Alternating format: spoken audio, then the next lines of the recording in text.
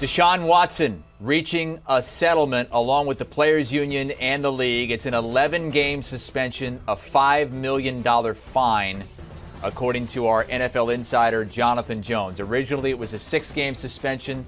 The league said it needs to be more. There were reports that the league wanted more than a year-long suspension. But Watson is going to be able to come back and play this season, Week 13, against his former team in his former home, Houston, Texas, against the Texans. Watson has released a statement that we will get to a little bit later where he says, in part, I'm grateful for the disciplinary process, and he again says, I take accountability for the decisions I made.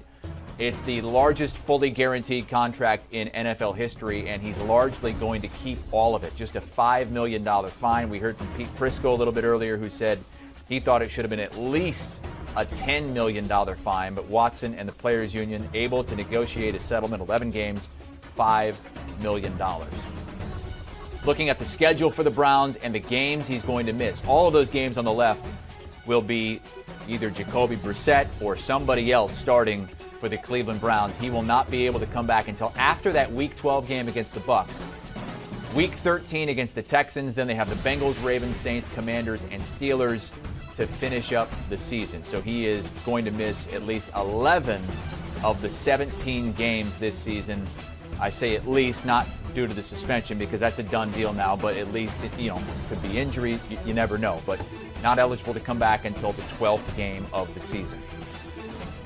We continue our breaking news coverage on Deshaun Watson with former NFL quarterback Danny Kannell and Ryan Wilson of the Pick Six podcast. Danny, spinning this forward to the Cleveland Browns. You've got Jacoby Brissett. He's expected to take the first team reps this week in preseason game 2. Is he the answer for the first 11 games of the season, or do they need to think bigger? He's got to be the answer, Chris. I mean, the Jimmy Garoppolo situation, I don't think it unfolds for the Browns because of the salary cap hit they'd have to take him if they made a move for him. And if they wait until he gets cut, it's really late to get him into an offense and acclimated to a new system. So I think they're all in with Jacoby Brissett, which I don't think is the worst case scenario here for the Browns. Their schedule is a cakewalk. I think the NFL did the Browns a huge favor with front-loading the schedule, and with some of the, I think the first 6 games, it's the weakest schedule of anybody in the NFL. I mean, they should start 3-1 no matter who's playing quarterback. And then you build some confidence, and then you just hope to keep it around 500. If you could go 6-5 around that number and get Deshaun Watson back, I think you're feeling in a great position. If you do anything better than that, I think you've, actually got away with something pretty, an amazing feat. So I think the Browns are all in with Jacoby Brissett, who I think is a good quarterback for the situation. He's played a lot of games. He's been adequate. No one's going to say he's the next Patrick Mahomes, but he's got experience. He's a veteran. He'll know the system, and he's got an incredible run game and a defense on the other side of the ball that should keep this team competitive in every game they play in. Danny, I think you're right, but for me, the 11 games is a concern if you're talking about Jacoby Brissett because I feel like he's more in tune to winning you 4 or 5 football games should your quarterback be out for injuries or, in this case, suspension. And you mentioned Jimmy Garoppolo, and he's going to be the talking point until he ultimately finds a home.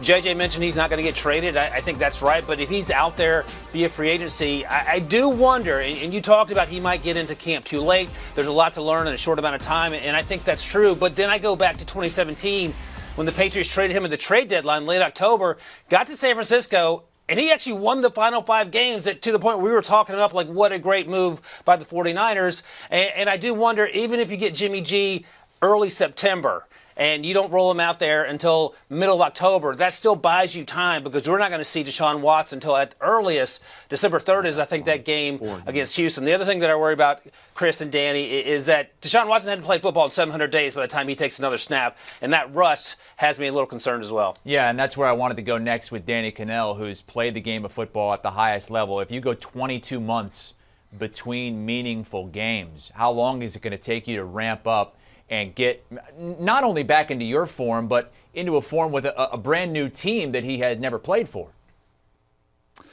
So, Chris, I think I'm actually one of the few people that actually can speak to this situation with some experience in it. I played 5 years in the NFL, and then I was out for 2 years before I got back in for 2 more years with the Denver Broncos. Now, I was playing minor league baseball, then I played arena football. So I was around, I was still staying in shape and playing some version of football. And then I came back and was starting on Monday Night Football not that long after. It was October. And I don't think it's that big of a deal. There's some semblance of it's like riding a bike. And Deshaun Watson will stay in shape. He'll still train with the team. And I actually think the 11 weeks extra of him to study the system and to get some mental reps at practice is actually going to be helpful for him in the transition back to this new offense. There will be some challenges, though. Even over the course of 2 years, there'll be new schemes. I remember seeing defenses, and I'm like, what are they doing? I've never seen that before. And it was designed to stop certain schemes from the defensive side of the ball. So schematically, from the defensive side of the ball and the adjustments they've had to make, it could be a transition period. But I think the fact that he's able to watch some of these and get acclimated in that 11-game suspension window can actually benefit Deshaun Watson so that he's closer to being ready when he comes back.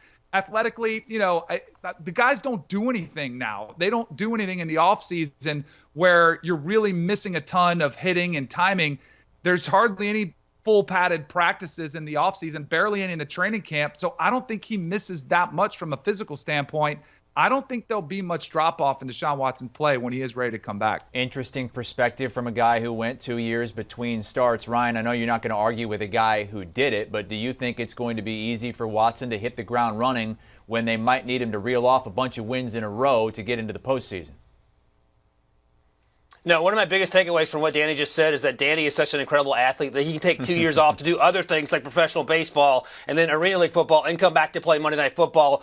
That is not my story, Chris. But I think Danny's incredibly optimistic in general, and I think he's looking at this as a half-glass full perspective with Deshaun Watson in his situation. But don't forget, Dabo Swinney said when Deshaun Watson came out of college, in terms of the football player, he is the Michael Jordan, do not sleep on him. And he proved that on some good and then some really, really bad Texans teams during his time there. The off-the-field stuff has certainly clouded how we think about him as a football player, but on the field, he is one of the best. And I do think Danny is onto something. Even though he hasn't played in 22 months, he is still going to be one of the best players in that football field. He may not be that person in December, and maybe even this season, but next season he's going to be the guy that the Browns were hoping they were going to get, knowing that all the stuff that's going to come along with it. They've endured that. They've gotten through that in some sense from the PR perspective. There could still be some backlash there.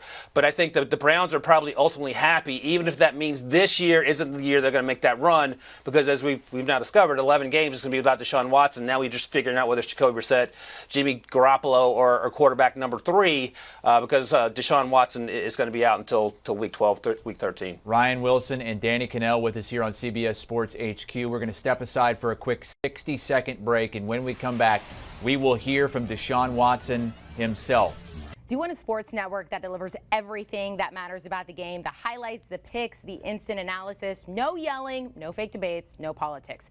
Hit the subscribe button and never miss a moment.